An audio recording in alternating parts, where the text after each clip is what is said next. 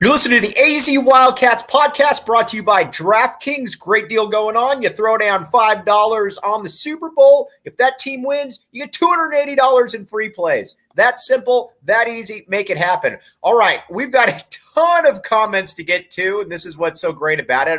We'll come in here, and we got about, we got almost 30 comments already, so hop on in here.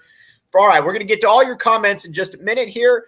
But Schuster, you and I were in close contact during the game, and watching this is a good win, period. There's no other way that you can really get around it. This is a good win for Arizona. SC is every bit the part of a top 25 team. And when Arizona was down 6 with little over 4 minutes to go, and Tommy Lloyd called that timeout, we're both talking. I'm like, I don't know, it doesn't look so good. And Kriisa hits the big three. Arizona gets right back in it. You got a Tubelis and one, and Arizona never looked back from there.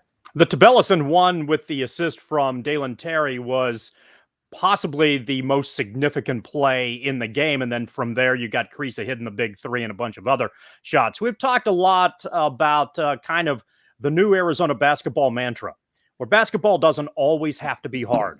But when you can win, when the game is difficult, and you've got to grind your way through, that just makes things a little bit better for the fortunes and the opportunities that you have at making a deep tournament run. This is the type of game where it looked like, and there was a big play that happened that worked against USC. Mobley got knocked in the nose and was not as effective the rest of the game. That was a big deal. However, Arizona was the stronger team down the stretch and got, if you weren't paying attention to the game, it's a 10-point win. You're thinking, oh, wow. Arizona took care of business. It was not easy. USC made them work for it. But I thought throughout most of the game, up until about the last 10 minutes, where I think USC was better most of those last 10 minutes, except for the last 4, that Arizona was the better team and SC was just kind of lingering. Right. There were a lot of opportunities that the Cats had to make this maybe double figures here and there and try to extend leads. And on every occasion, it seemed like SC hit one of its few big shots. And they just hung around. And then, Mobley started to take care of business on the inside. They got the 6-point lead. It wasn't looking very good. And then Arizona stepped up and needed what it needed to do and got a really nice W, as you noted, down the stretch. This was a really good win on a bunch of different platforms. First and foremost, let's get to some comments here. Sean Seeley, man, truer words never been spoken. First place in the Pac-12 has a nice ring to it. What you really didn't want to have happen in this USC game was, it's not that it would cancel out beating UCLA, but at the same time, if you're going 1-1 in that homestand, you don't control your own. Well, technically you do control your own destiny, but you've also got some different, paths. There are different scenarios out there, and it puts UCLA in a better mix, and right. Oregon's out there, and it leaves the conference a little bit more wide open. This helps Arizona a lot as far as its positioning is concerned. No, 100%. So this was a big. By the way, Abraham Mendoza, the harbingers of truth are back. Yes, that's what we aim for on this. That's what we aim for on that show. All right, Chad McDonald's, great name, by the way. So Chad McDonald said Ballo is still my favorite player. You and I were talking about Ballo, and I think we maybe motivated Koloko in the process because he made a couple baskets, had a couple blocks. But when Ballo is in there, and it was really notable, at least to me, that USC is very long. They got a lot of big dudes out there for sure. When Ballo is out there, though, he is just a presence, and he has an ability to be able to finish that I don't know that anybody else on the team necessarily has right now. I thought it was interesting that Lloyd kind of went offense for defense there in the last couple possessions. But I think this is a guy that you're going to see playing about 20 to 25 minutes a game, or at least that's what I'm hoping. One of the points you made, Mike, when we were watching the game was how Ballo is a little bit more aggressive, quicker than some of the other players on the inside. Mm-hmm. Right, for sure. And he was. You know what it is, too? He's got the ability to be able to – and Koloko is very, very good. He does a lot of really good things. John Schuster was very astute in his observation about Koloko before the season. I was not. That being said, when Koloko gets the ball under the basket, there's a hesitation. There's kind of a fumbling with the ball. Ballo is just far more natural at it. Ballo gets the ball. Ballo is able to finish in a variety of ways, and I know that's funny talking about it, but it's just easier. And I think that when he's not out there, it's definitely something that you notice from an ability to finish around the hoop there, Shu. It seems like you've got three different approaches on the inside. You have Tubelis, who is crafty, a Euro player who plays with a Euro style, who has, when the ankle isn't affecting him, good footwork and understanding about how to get into position to take a shot, but he works a little while sometimes to do it. It's not often.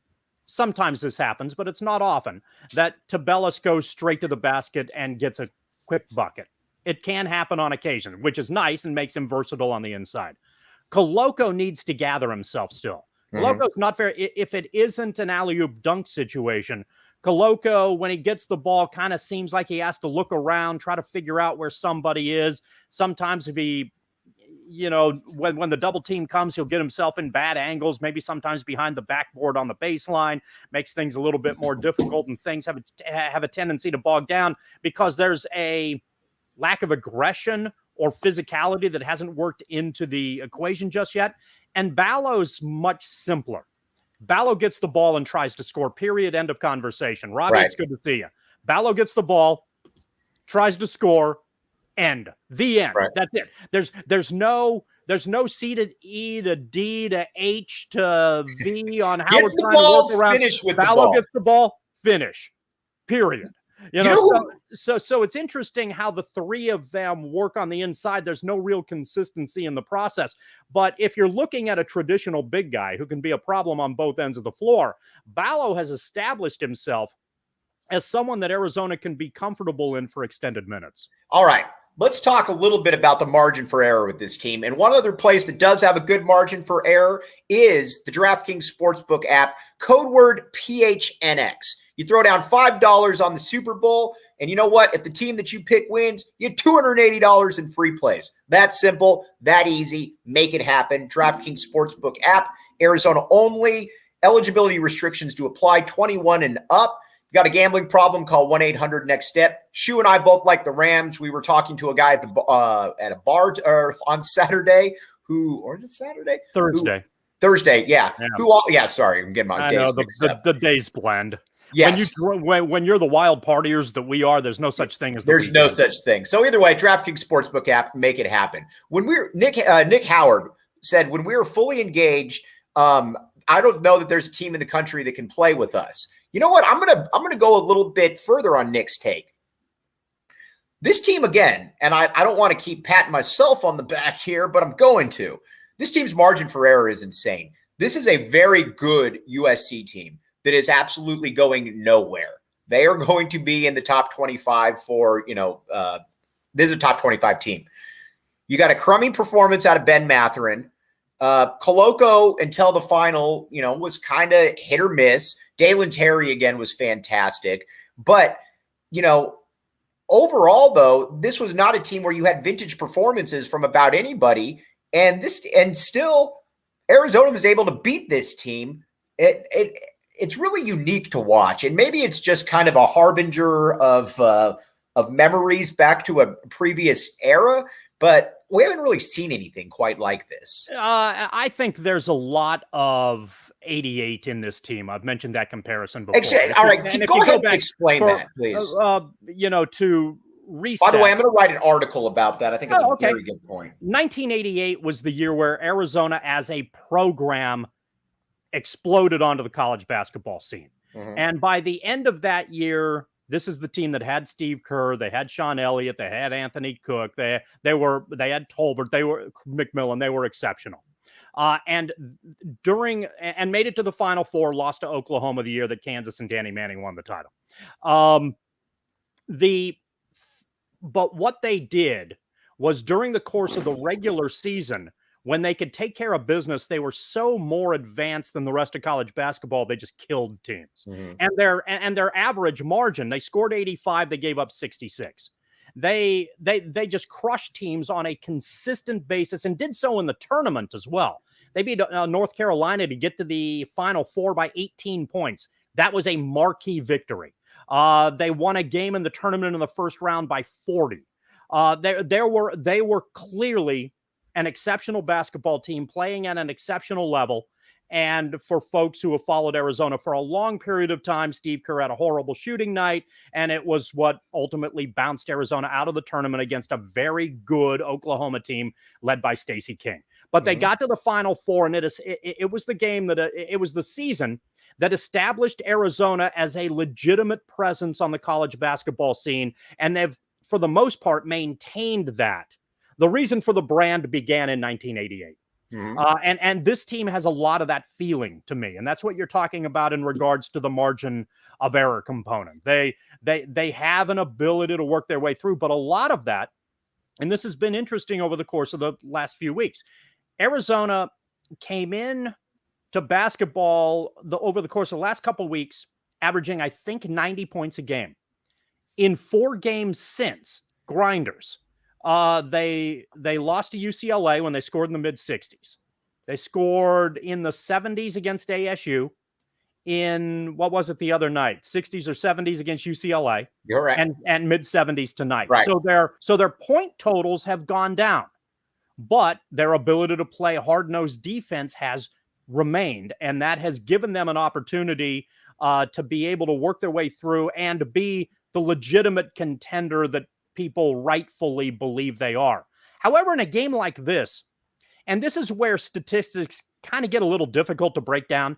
It's easy to, Koloko had an off night and Mathurin had another off night. The reality is that a bunch of USC guys had an off night too. And the reason why both teams play really good D. And the thing that made them, I think, uncomfortable is that it's very unusual for teams like this with a lot of length to play against teams that have a lot of length. And they kind of canceled each other out. So there were a lot of situations where offensive possessions were, frankly, as expected, very difficult to come by. In the end, Arizona's slightly better ability to find options on offense versus SC's inconsistency on that side of the floor was what made the difference in this game. But from a defensive standpoint, both of the teams play very well there, and Arizona proved it again yet tonight. And the thing that's going to play for them as they try to make a run in the tournament may not be that they score 90, which I think they're going to do from time to time, but that they can also hold teams to 60 and 65. And if you do that on a consistent basis with guys like Terry's length on the wing and Koloko and Ballo being pains on the inside, you can be a problem for a lot of teams in the country, and that bodes well for Arizona being a difficult out. All right. One thing that I do want to say, though, and KB Thiel, I have you up here for a reason. You're my guy. You know this. You're young buck. You're in the zone of zoo. Stop with the FU chants. Just please. Now, I'm not talking to you. I know you're not doing that. The kids in the zone of zoo, it's just stupid. It's unbecoming. It's not necessary. One thing, I'm going to give you a quick little example here, and we'll get back, and I'm going to be dating myself here a little bit. Michael Dickerson was a very good basketball player. I don't think there's any doubt about that. Arizona was playing in Maples Pavilion in Stanford one time. This was back when Maples was absolutely rocking, okay? And the Stanford Cardinal fans somehow found out the name of Michael Dickerson's ex-girlfriend who he had just broken up with. They started chanting her name. He said it threw him off like no other. He was like, wow, that was impressive.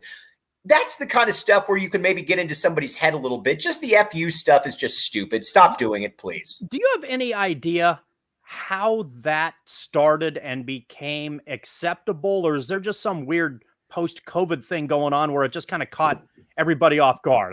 I get that crowds are obnoxious and say a bunch of different things and stuff, but I've noticed in the last couple of games, and a fair amount of folks have brought this up, that the Zona Zoo's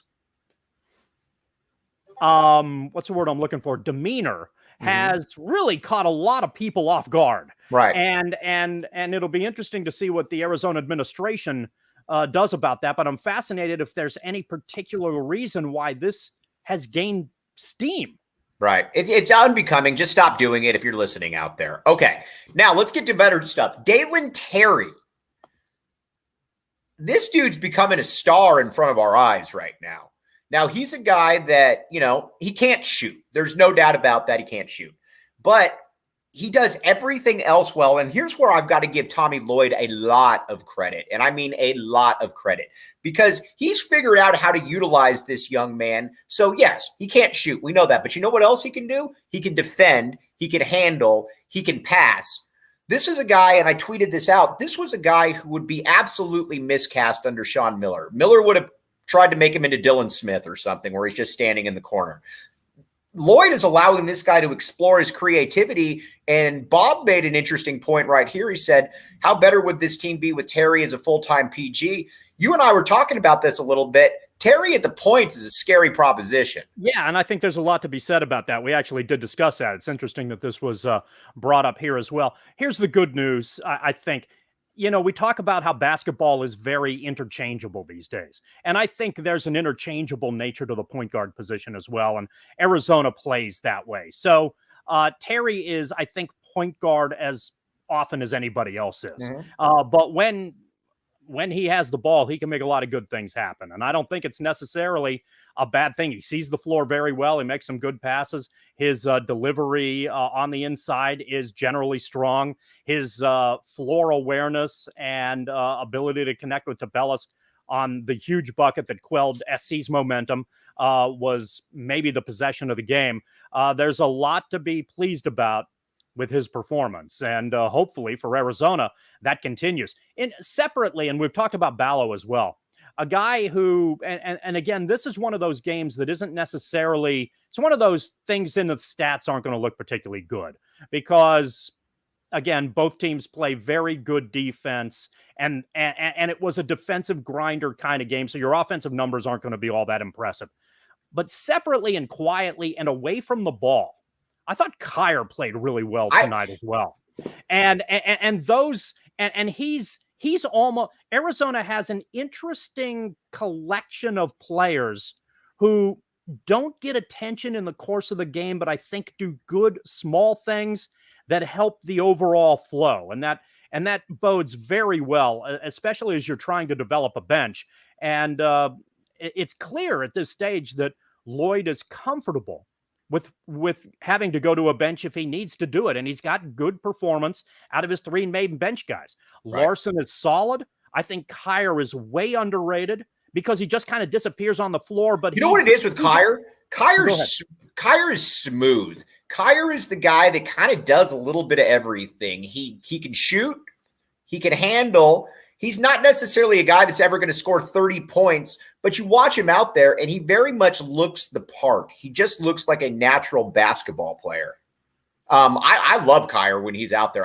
He's one of the guys, and Tommy Lloyd obviously has hit all the right buttons. Kerr's a guy that I might even goose up his minutes there a little bit. Goose up is one of my mother's favorite terms. Is that's a heck of a term, and you should keep rolling with that. Right. Hashtag goose up. Right. There are, and it wouldn't surprise me when Arizona faces physicality in the backcourt that maybe those are matchups that aren't particularly good for Kriisa.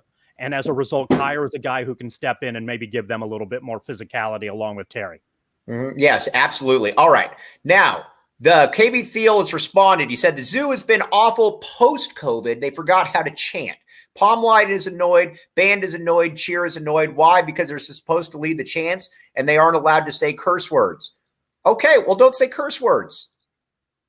I mean, and I have no problem with swearing personally. I mean, I swear. I don't swear on air, but I swear. The FU stuff is just kind of stupid to me. Okay, now, Kerr Kriisa. He's a lightning rod for a lot of people, including myself. But you know what? You got to give it to him when you know, he wants his big shots. Again, another game where he took and he made some huge shots down the stretch. I don't know that he's necessarily a guy, and I got to be careful here how I word this because Arizona's a top 5 team. But I don't know that I necessarily feel comfortable with him being my point guard for 35 minutes a game against some of the best teams in the country. But if this is my sniper sixth man, if this is a guy that's, you know, playing off the ball, I feel more than comfortable with that.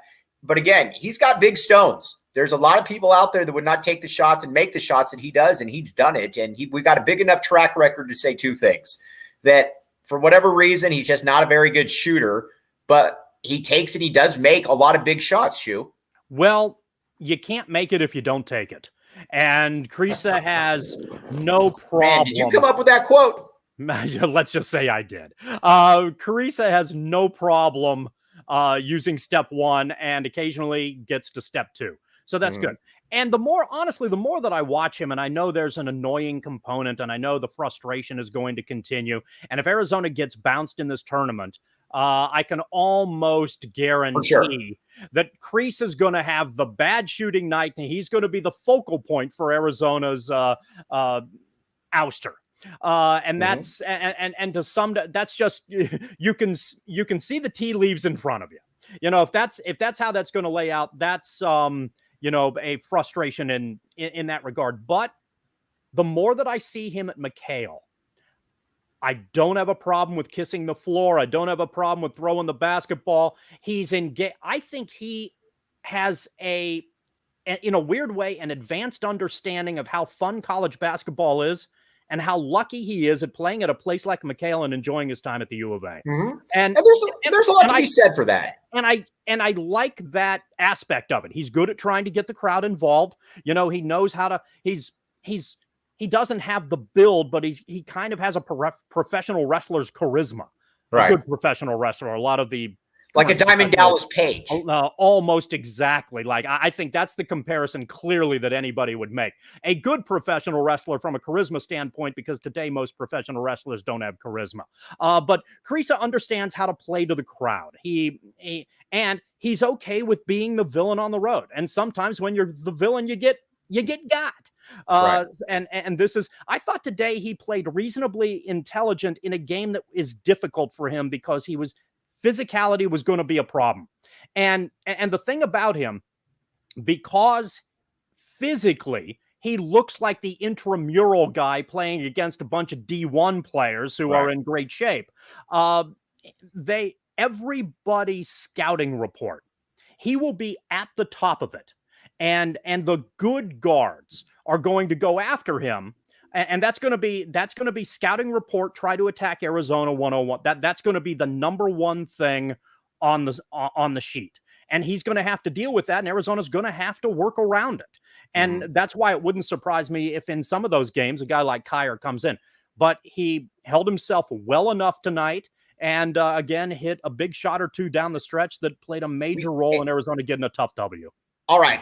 Something that's going to play a major role in a lot of people is the DraftKings Sportsbook app. Code word PHNX. Listen, everybody on here is fantastic. We all know this. KB Thiel, Abraham Mendoza, Robbie DeWitt. I can keep going on. And you know what? I am going to keep going on and on. Sean Seeley, Eric Z, Barney Scanlon, Chico Marietta. Let's see here. Doug Allen, Nick Howard, Scott Schlittenhart, Bob, Andres Galvez, Chad McDonald's. But one thing I'd have to say, this has been asked, it's been thrown around. KB Thiel says, I think Lloyd is already locked up Coach of the Year in response to Nick Howard. Absolutely. I mean, this is a team that was not even ranked in the preseason. And you can look at their schedule and you can say it's probably going to be a top 2 seed, maybe 3 seed. I don't know, but it's not going to probably be anything lower than that. If you're just looking at guys that have outperformed the expectations, it's Tommy Lloyd by a mile. Yeah, it's hard to argue that. And I think you guys are right. I think you know, it seems logical based on where the preseason projections were and what Arizona has been able to accomplish, that Lloyd in his first year is going to get National Coach of the Year. I think he's got the inside track to that. Not to say that there aren't a lot of good coaching performances out there. Kentucky's playing a heck of a lot better. I think what Kelvin Sampson at Houston has done is outstanding, even though he plays in a smaller conference and has a veteran team. Medved at Colorado State's very good. A lot of the blue bloods have, Self has made Kansas better. I don't know exactly over the course of the last couple of weeks what's going on at Baylor, but I expect Baylor to be a problem when it's all said and done. And so what Drew has done there is, equally is excellent and outstanding. This is the most unexpected, though. I totally agree with that. Yeah. Mm-hmm. And I would expect as a result of that, again, that Lloyd has the inside track. And at this stage, based on Arizona's trajectory, I'd be surprised if he didn't get it. Mm-hmm. All right, let's see here. Iowa State coach has done a great job for his first year. He's done a great job. I agree with all that, but you know what? The other one that I would suggest would be a dark horse only because of his legacy is Krzyzewski. And Krzyzewski's going to be one of those ones too. By the way, the Chapel Hill fans chanting out F Coach K. It kind of sets a tone for hypocrisy, doesn't it? Because there's an element of weird respect and understanding in regard to that you feel like is.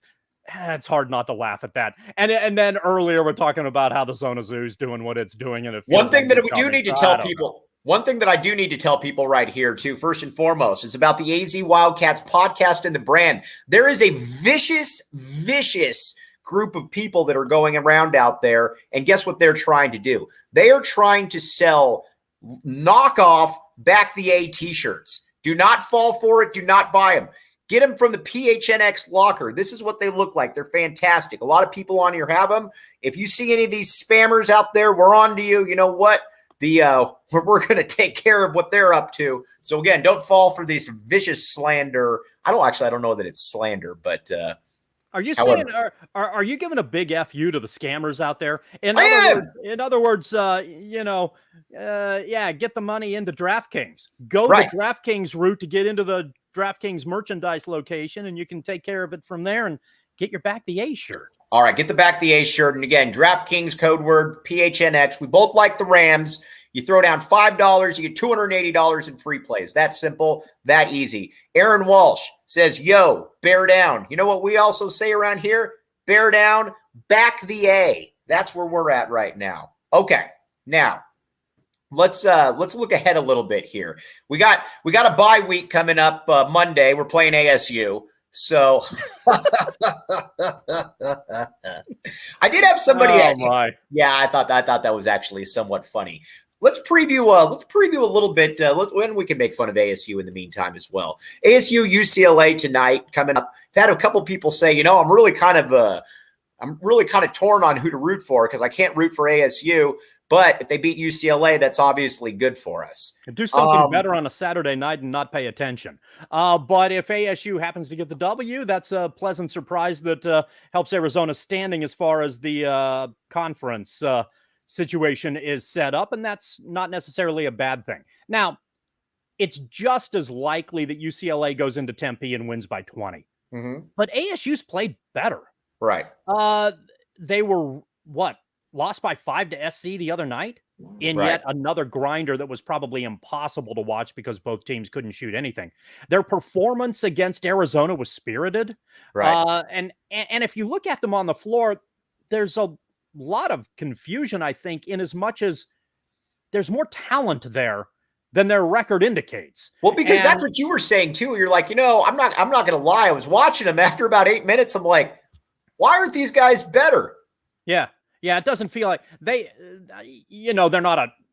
shouldn't, they don't have tournament team talent and they're losing their best player, but they're also they also have way better than a 6-win basketball team talent. And so I'm a little bit confused about them, but taking them lightly can conceivably be problematic. That said, I'm guessing that Arizona, from a fan base standpoint, is going to represent itself very well in Tempe on Monday night, and that could be a fun atmosphere. All right, one thing that I do want to tell everybody about I'm taking the show on the road here.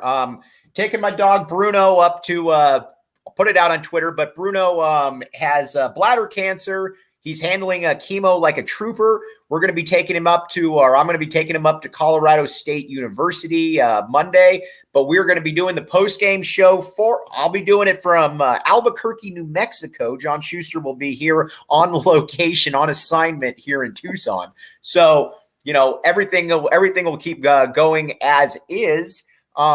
Before we sign off, though, right here, I just want to give a tip of the cap, first of all, to everybody out there, because this has been awesome. I can't thank all of you enough out there. You guys are all great.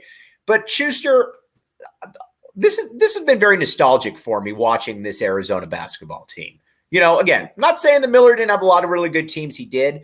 But this really feels like the brand of basketball that I came up here watching, and that you never really felt out of a game. But at the same time, you know what? Arizona can put you out of the game really quickly. And there was nothing more indicative of that than when they were down 6.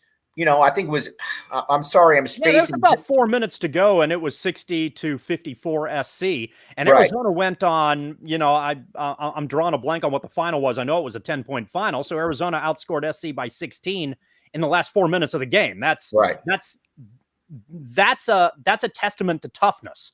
And it's nice to have that, because we talk about, Arizona gets the soft label. And one of the things when you have a team that scores well and runs stuff well on the offensive end, the soft label pops up. And, obviously you get into some tournaments and you catch a team that beats you up a little bit, and it's easy to fall back. Oh, Arizona was soft, and it finally caught up with them from time to time. And there have certainly been some frustrations here and there with what Arizona has done. But generally speaking, as a team, while this team runs offensive sets very well and has a lot of different places that it can go to get buckets, they've also had to be grinders at time down the stretch. And that means a lot. That gives them confidence and gives them an opportunity. So you look at the UCLA game at LA, and really that was the outlier, which is the good news. Now, could there be an outlier in the tournament? You get bounced. Of course there could. Good teams have had bad performances and lost in the NCAA tournament. But the body of work for the U of A has been one of excellent performance on the offensive end, tough and surprisingly tough because of their size on the inside, and even in big games where it's been difficult, Arizona has either fought back or actually taken leads late against good basketball teams. And the two that come to mind are at Illinois, which nobody is going to say that Illinois isn't a physical basketball team. Right. And Arizona took it to them in the last 4 minutes of the game. What's funny, I don't think, Mike, anybody's going to say that SC isn't a physical basketball team either. For sure. And Arizona did the same thing today. Here's what I think you've got right now for your Arizona. You've Illinois is, and you and I were saying this at the time, even though they weren't ranked, I believe, and somebody, if you could throw this on here right now, but Illinois is a top 15 basketball team in the nation. I have no problem. I was able to watch that. I know they were missing one of their best players. I have no qualms saying that. They felt like a top 15 basketball team there. Arizona got that win in Champaign. Then UCLA is a top 10 basketball team. They just are. Arizona's got that win as well. USC is a top 25 basketball team. They just are. So you've got 3 wins now that are incredibly nice. You're going to have Oregon come into town here in about 3 weeks. Then you're going to have the Pac-12 tournament as well. So I look at it and I'm thinking to myself, there's not going to be a lot of blemishes on Arizona's resume. And keep in mind, too, you've got 2 losses right now. One is to Tennessee in Tennessee.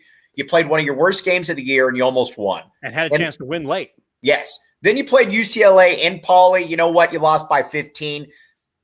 It is what it is. That's a top 10 team. Things like that are going to happen. But right now, this is a team that they kind of control their own destiny, in my opinion. If they win out, they're going to be a number 1 seed. I don't expect them to win out. I think they drop a couple games. But right now, you're looking at a team, ladies and gentlemen, that is squarely in that 1 or 2 line. And I'd be fairly surprised if they didn't end the season anything worse than that. And a 3 seed at the very least. This is why this week was so significant. And I think the UCLA game, bigger than the SC game, but getting a sweep helps greatly. I find it hard to believe that from this point on, unless Arizona goes into a catastrophic collapse, that they're not going to be on the 1 or 2 line in some bracket. And there's a possibility that they're going to play a little bit closer to home too, based on how things go. So Arizona has done itself a lot of favor. This was the best weekend for this Arizona basketball team because they played 2 good teams back to back. And even though they were at McKale, and generally speaking, the crowds were excellent and very engaged, they had to play well enough to knock off 2 legitimate teams that I think have every reason to believe that they can be legitimate factors in the second weekend of the NCAA tournament. That's a good thing. So Arizona is now battle tested. And that is one of the things that we were worried about with their unkempt schedule. Their non-conference schedule worked out to being, not particularly good, and the Pac-12 has some separation. Well, Now we have 4 examples. And a loss at Tennessee where you had a chance to win in a game where you were getting your ass kicked early. An Illinois game where the other team went on a 19-0 run on the road and you got a W. A bad performance against UCLA where they just seemed lackluster and it didn't work, and then knocking off USC and UCLA back-to-back here. Arizona is legit. And we know it, and I think the rest of the country knows it, and now, you feel good about Arizona's chances in any matchup at this point on. Does that mean, they can't lose to a good team? Of course they can lose to a good team. A lot of good teams in the tournament do.